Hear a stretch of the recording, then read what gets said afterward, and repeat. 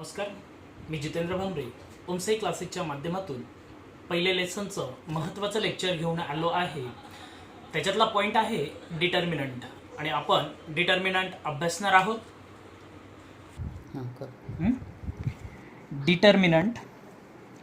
Determinant means A, B, C, D is determinant.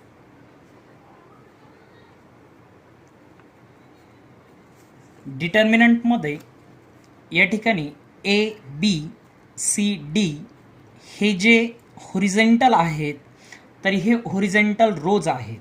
मग आपण या ठिकाणी लिहू शकतो AB and CD are rows and vertical AC and BD are columns.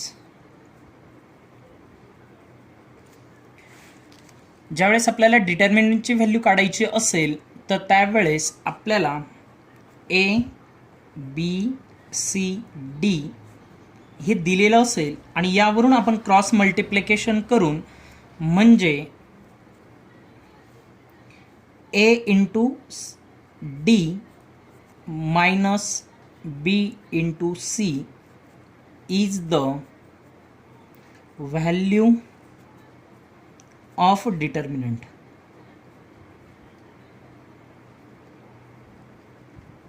म्हणजे डिटर्मिनंटची व्हॅल्यू काढण्यासाठी आपल्याला A, D या दोघं व्हॅल्यूचं multiplication minus B into C यांचं मल्टिप्लिकेशन याची जी व्हॅल्यू येणार आहे तर ती व्हॅल्यू म्हणजे डिटर्मिनंट असेल. मग याच्यामध्ये आपण एक्झाम्पल्स घेणार आहोत. तर बघा, question number first, find the value of determinant. Example number first. आता एक्झाम्पल नंबर फर्स्ट आपण घेतलं A इज इक्वल्स टू 5, 3, 7, 9. आता या A वरून आपल्याला शोधायचं आहे ते म्हणजे डिटर्मिनंट. आता डिटर्मिनंट शोधण्यासाठी आपण या ठिकाणी बघितलं होतं A म्हणजे 5, B 3, C 7, D 9. मग हे शोधण्यासाठी आपल्याला काय करायचं होतं तर A into D means 5 into 9 minus B into C.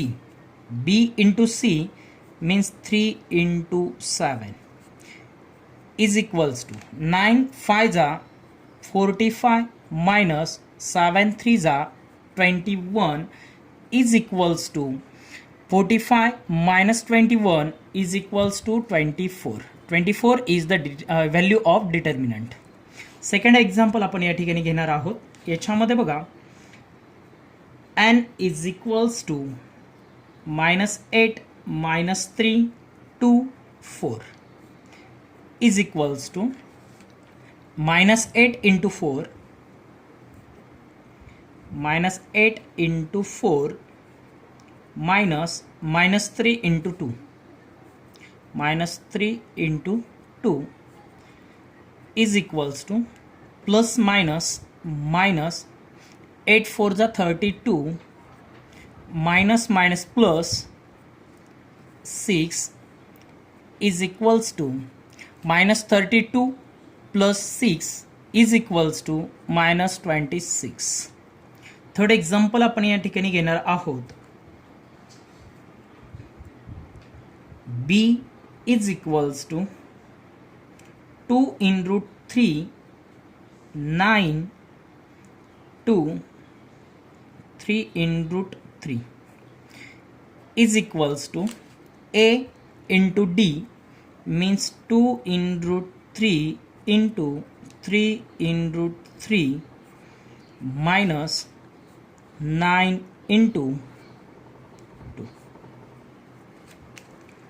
is equals to 2 into 3 is equals to 6 in root 3 into in root 3 is equals to in root 9 minus 18 is equals to 6 into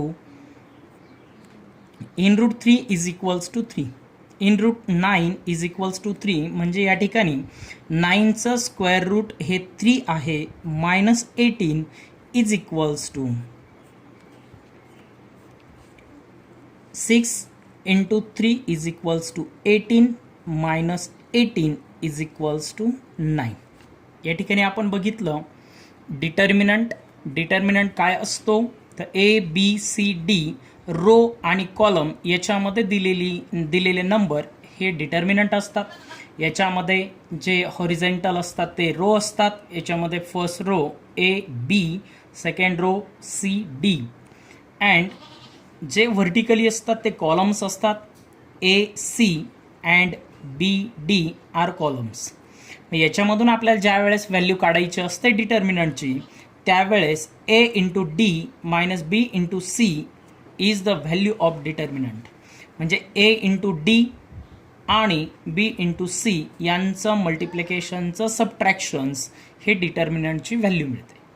त्याच्यामध्ये आपण examples घेतलं. Find the determinant of value. First determinant आपल्याला find करायचा आहे. A is equals to 5 3 7 9. 5 into 9 minus 3 into 7. 3 into 7. 5 into 9 is equals to 45 minus 3 into 7 is equals to 21. 45 minus 21 is equals to 24. Second example आपण या ठिकाणी घेतलं. n is equals to minus 8 minus 3 2 4. minus 8 into 4 minus 3 into 2. या ठिकाणी plus minus 8 4 जा 32 minus या ठिकाणी आपण घेतला plus 3 into 2 is equals to 6. एक पॉझिटिव्ह एक निगेटिव्ह आलं तर मोठ्या संख्येतून लहान संख्या मायनस करावी लागते आणि मोठ्या संख्येचं साईन द्यावं लागतं. 32 मायनस 6 इज इक्वल्स टू 26. मोठ्या संख्येचं साईन आलं मायनस म्हणजेच एनची व्हॅल्यू मिळाली मायनस 26. आणि थर्ड एक्झाम्पल आहे B is equals to 2 in root 3 9 2 3 in root 3. मग 2 in root 3 into 3 in root 3 या दोघांचं मल्टिप्लिकेशन आपल्याला करायचं आहे. मायनस 9 इंटू 2 घ्यायचं आहे. 9 into 2 is equals to 2 into 3 is equals to 6 in root 3 into in root 3.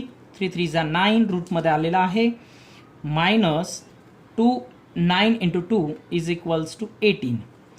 6 जसाचा तसा रूटमध्ये 9 आहे त्याची व्हॅल्यू 3 म्हणजेच 9चं स्क्वेअर रूट हे 3 घेतलं. या दोघांचं मल्टिप्लिकेशन 18 आलं आणि हा मायनस 18 हा 18मधून ज्यावेळेस मायनस केला त्यावेळेस व्हॅल्यू आली 0. आणि या ठिकाणी आपण डिटर्मिनंट कसा फाइंड करायचा ते बघितलेलं आहे. याचा पुढचा भाग सांगतो.